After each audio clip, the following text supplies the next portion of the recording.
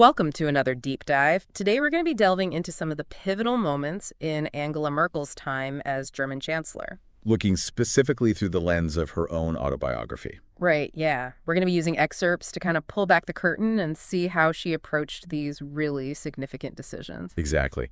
And I think you'll be surprised by how personal and candid she is in her reflections. So let's start with Afghanistan, a situation that really tested her leadership. Definitely. A real crucible moment.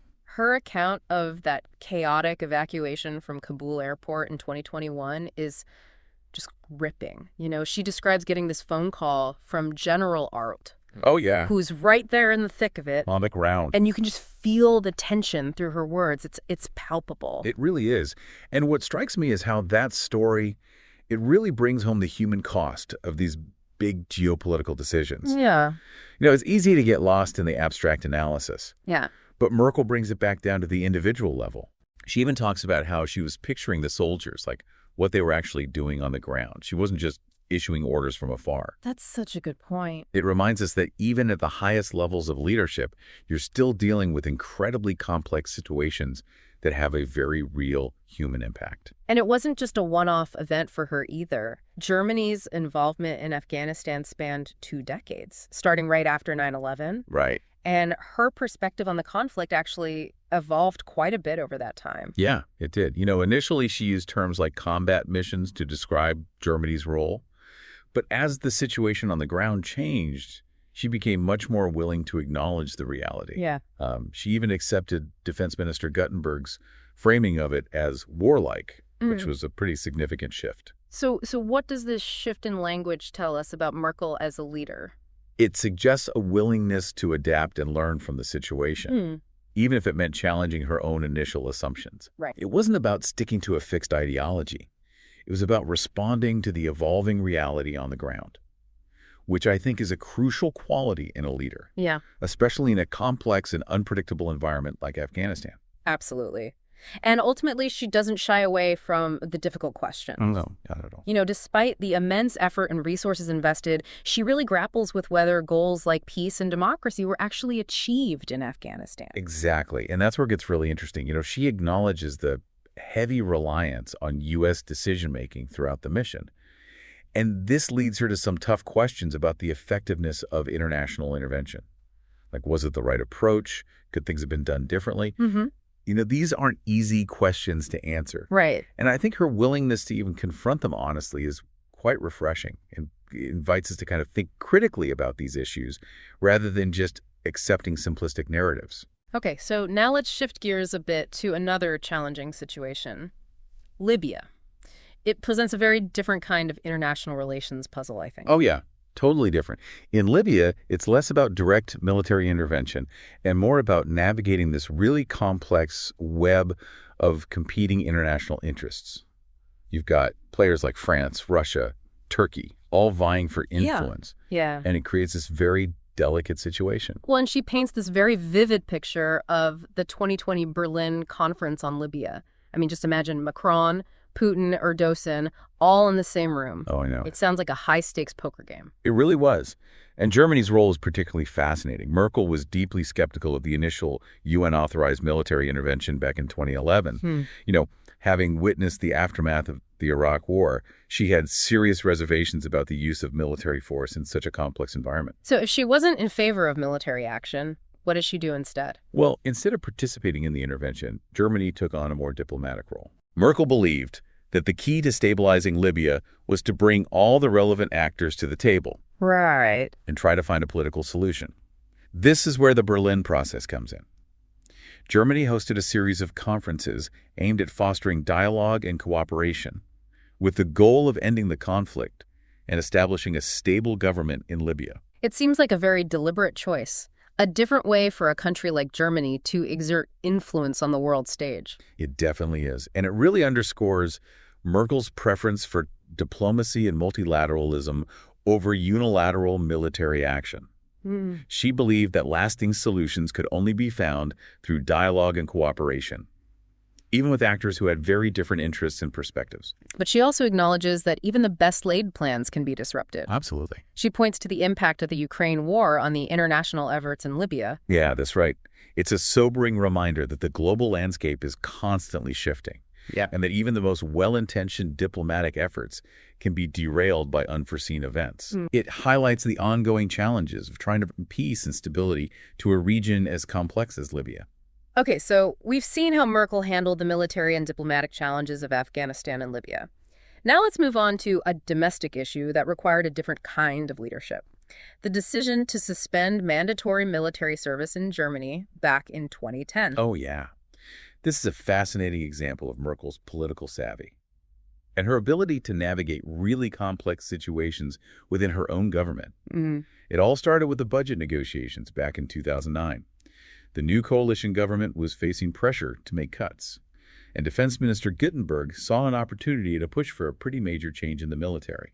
He wanted to move away from conscription and create a more professional, volunteer-based force. But wasn't mandatory military service a pretty ingrained part of German culture and identity? I mean, I imagine there was some resistance to this idea. Oh, absolutely. There were strong opinions on both sides of the issue, even within Merkel's own party, the CDU. So how'd she handle this internal disagreement? Well, she could have tried to just shut down the debate or force a decision one way or the other. Right. But instead, she took a more strategic approach. She recognized that Gutenberg was a popular figure. Yeah. And she allowed him to campaign for the suspension of conscription within the CDU.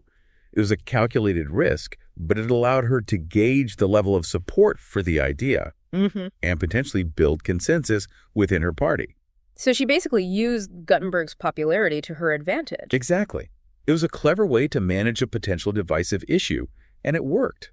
Ultimately, an expert commission concluded that conscription was no longer necessary for Germany's defense, and the Bundestag voted to suspend it. So she got her way, but it sounds like she did it in a way that minimized conflict and built consensus. That seems to be a recurring theme with Merkel's leadership style. It definitely is. She's not someone who forces her will on others. Yeah. She's more about finding ways to build agreement, Right. to bring people along with her, even if it takes a bit longer or requires some strategic maneuvering. And that's something we'll see again as we explore her handling of other complex challenges. Okay, so we've covered Afghanistan, Libya, and mandatory military service in Germany. Where are we headed next in our deep dive? Next, we'll explore Merkel's approach to the Western Balkans, a region with a long and troubled history. Okay. You'll see how her personal reflections on history shaped her approach to present-day challenges, and how she used her influence to try to foster peace and stability in a very volatile part of the world. Welcome back, ready to jump into another fascinating chapter of Merkel's leadership.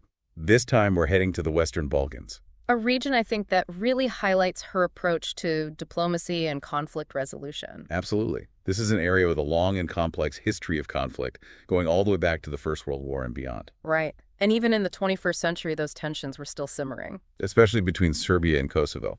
So how did Merkel approach this very delicate situation? It's interesting. She really seemed to draw from her understanding of history.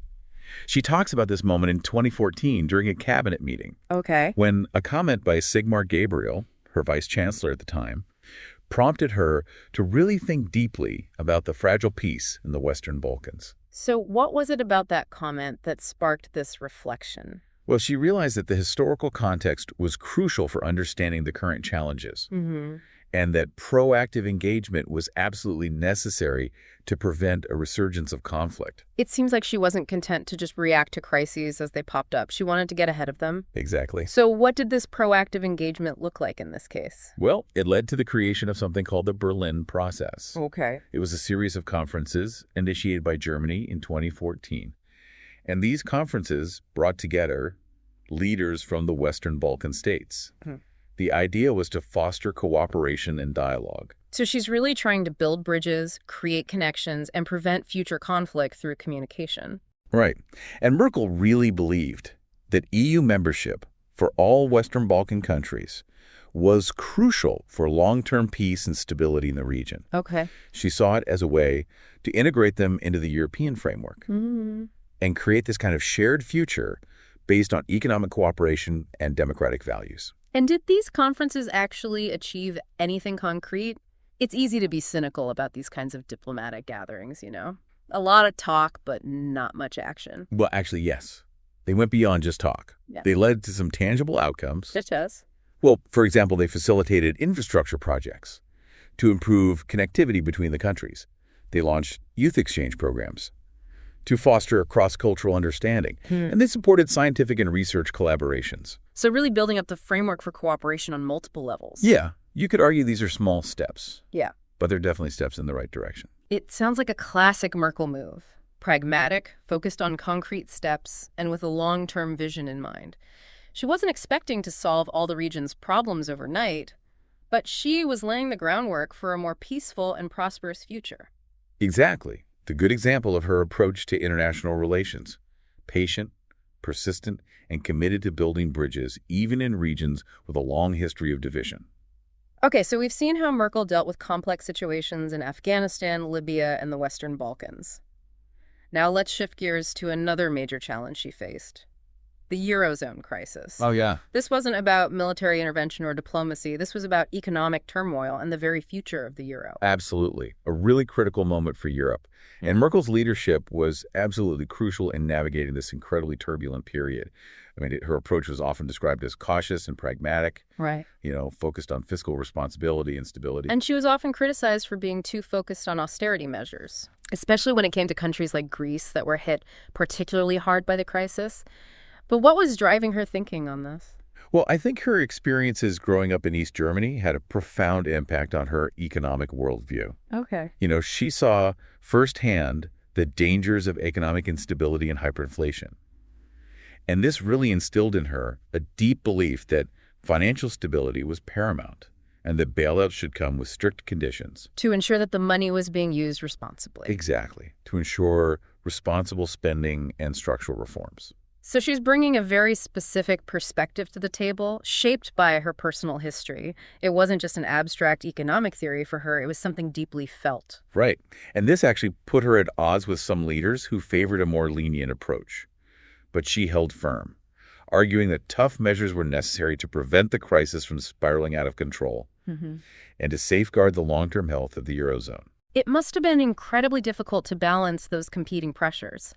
The need to provide support to struggling countries while also demanding accountability and making sure that the entire Eurozone didn't collapse. It's not hard to see why she was both praised and criticized for her handling of the crisis. It was a tightrope walk, for sure, and there were no easy answers. But ultimately, the Eurozone survived, and Merkel emerged as a key figure in holding it together. Okay, so from economic turmoil to another global challenge. Yeah. Climate change. You mentioned earlier that Merkel was sometimes called the Klimakanzlerin or climate chancellor. Why was this issue so important to her? It really was a theme that ran throughout her entire tenure as chancellor. She saw it as one of the defining challenges of our time, and she was a strong advocate for renewable energy and reducing carbon emissions. What were some of the key moments that demonstrated her commitment to this issue? Well, one of the most significant was her decision to phase out nuclear power in Germany. Oh. Following the Fukushima disaster in Japan in 2011. This was a bold move, considering Germany's reliance on nuclear energy at the time. Yeah. It sparked a lot of debate. I can imagine. But for Merkel, it was about transitioning to a more sustainable energy future, even if it meant making some tough choices. That seems consistent with her long-term thinking. Yeah. She wasn't just reacting to a crisis. She was trying to fundamentally reshape Germany's energy landscape. Exactly. And what about her role on the international stage? Well, she was also a key player in the Paris Agreement, a landmark international accord aimed at combating climate change. Right. Her diplomacy and leadership were really instrumental in bringing together countries with very different interests to agree on ambitious emissions reduction targets. It was a major achievement, and it solidified her reputation as a global leader on climate action. But I imagine it wasn't all smooth sailing. Did she face any criticism for her approach to climate change? Oh, absolutely. While she championed the issue globally, some argued that she wasn't doing enough domestically. Germany's emissions reductions fell short of some targets. And she was accused of prioritizing economic growth over environmental concerns at times. It sounds like another example of those tough balancing acts that leaders often faced, trying to reconcile competing priorities, knowing that you can't please everyone. It really is. Climate change is a complex issue with no easy solutions. And even a leader as committed as Merkel faced challenges in translating her vision into concrete action on the ground. Now, the final piece of the puzzle we need to explore is the rise of populism, a phenomenon that really shook up the political landscape during Merkel's time in office. How did she respond to this wave of anti-establishment sentiment? It was a challenge that tested her leadership in a very different way. Right. Populism, with its focus on nationalism, anti-immigration rhetoric, and skepticism of international institutions, seemed to represent everything Merkel stood against. She believed in rationality, compromise, and international cooperation. And I remember that her decision to open Germany's borders to refugees in 2015 was incredibly controversial. It was a defining moment, both for her and for Germany. She made the decision based on humanitarian principles. But it triggered a backlash, particularly from right-wing populist groups. So exploited fears about immigration and cultural change. Exactly. So how did she navigate that backlash? She didn't back down. Even in the face of intense criticism and a surge in support for populist parties, she stood by her decision, arguing that it was the right thing to do, both morally and for the long-term stability of Europe. It seems like a classic example of her unwavering commitment to her values, even when they weren't popular. It definitely is. It shows a level of conviction and moral courage that's rare in today's political climate. But it also highlights the challenges of leading in an era of increasing polarization and division, where emotions run high and finding common ground can feel impossible. So where does all of this leave us in our understanding of Angela Merkel's leadership? We've covered a lot of ground, from foreign policy challenges to economic crises to the rise of populism. What are some of the key takeaways that stand out to you? That's a great question. I think it's clear that Merkel's leadership was shaped by a unique set of experiences and values. Her upbringing in East Germany, her scientific background, her deep-seated belief in the power of dialogue, all of these played a role in how she approached the challenges she faced. You mentioned earlier that she was often criticized for being too cautious, too pragmatic, not flashy enough. But looking back at her record, it's hard to argue with her effectiveness. She navigated Germany and Europe through some incredibly turbulent times, and she left office with a level of respect and admiration that few leaders achieve. Absolutely. She wasn't a charismatic orator or a revolutionary figure. Her leadership was more about quiet determination, strategic thinking, and a steadfast commitment to her principles. She was a problem solver, not a showman. Okay, so we've explored Merkel's actions, her decisions, her responses to various crises. But in the final part of our deep dive, I want to get even deeper to try to understand the core principles that guided her leadership. What were the unspoken beliefs that informed her approach to governing? What can we learn from her about what it takes to lead effectively in a complex and constantly changing world? Welcome back to our deep dive into the leadership of Angela Merkel. We've looked at some of her biggest challenges as chancellor, but now I want to get to the heart of it. What were the core principles that guided her? The ones she maybe didn't even say out loud, but you can see them at work in everything she did. Yeah, it's like we're searching for her secret formula for leadership. Exactly. So what do you see as some of those key principles? Well, one that really jumps out is pragmatism. Right. She wasn't driven by ideology or grand theories. It was all about finding solutions that actually worked. Practical, down-to-earth solutions. Right. We saw that in how she tackled the Eurozone crisis, her approach to the Western Balkans, even that decision on mandatory military service. For her, it wasn't about looking good. It was about getting things done. It's like she took a scientific approach to governing, gather the data, analyze the problem, and then find the most logical solution. That's a great way to put it. Her scientific background definitely shows in her thinking. Yeah. Very analytical, data-driven, but it's not just cold logic either. There's also this deep sense of responsibility that runs through all her decisions. Can you say a bit more about that? What do you mean by responsibility? It's like this belief that she was there to serve the people, to do what was best for Germany and for the world, even when it was hard. Even if it wasn't the easy or popular thing to do. Exactly. We saw that with her handling of the refugee crisis. Yeah. She knew it would be controversial, but she felt she had to do what was right, morally right. And she was willing to face the consequences, didn't shy away from the criticism. It's like she saw leadership as a duty, a responsibility she couldn't just ignore when things get tough. Absolutely. And, that connects to another principle that's so clear in her career, a real commitment to long-term thinking. Right. She wasn't interested in quick fixes or trying to score political points. Mm. She was playing the long game, thinking about the impact of her decisions, years, even decades down the line. We saw that with climate change, her work in the Western Balkans, strengthening European integration. It wasn't about instant gratification. It was about building a better future, even if she wouldn't necessarily be there to see it all come to fruition. And that's pretty remarkable, isn't it? Yeah. Especially when you consider how much of politics focuses on the short term. She was willing to make tough decisions today, knowing they might not pay off for years. Okay, one last principle I want to touch on is her belief in the power of dialogue. Oh, yeah. This seems to be fundamental to her approach, whether it's domestic politics or international relations. Absolutely. She was a listener, always trying to build consensus, a real believer in communication and cooperation, even when dealing with the toughest problems. She didn't try to force her views on others. It was more about understanding different perspectives, finding some common ground, building those connections. Right. It's like she was always building bridges. And we saw that in how she interacted with everyone, from her coalition partners to leaders like Putin and Erdogan. She wasn't afraid to engage with people who saw things differently, even when it was hard. Because for her, it was about the process, the dialogue itself. Yeah. Even if they didn't always agree, which I think is such an important lesson, especially now when things feel so polarized. Yeah, it's a powerful reminder that communication is key, that even when we disagree, we can still talk to each other, find ways to move forward together. Couldn't agree more. So, as we wrap up our deep dive into Angela Merkel's leadership, what are your biggest takeaways? For me, it's the importance of quiet determination, sticking to your principles, leading with both your head and your heart. Merkel wasn't loud or flashy, but she was incredibly effective. And I think it was precisely because of those qualities. Pragmatism, responsibility, long-term thinking, and that unwavering belief in dialogue. Qualities that are valuable not just in politics, but really in any area of life where leadership is needed. Well said. And I hope this deep dive has given you, our listener, a better understanding of this remarkable leader. Angela Merkel was a complex and fascinating figure who truly left her mark on the world. And while we may not all agree with every decision she made, I think there's a lot we can learn from her approach about leading with integrity, purpose, and a vision for a better future. It's been a pleasure exploring her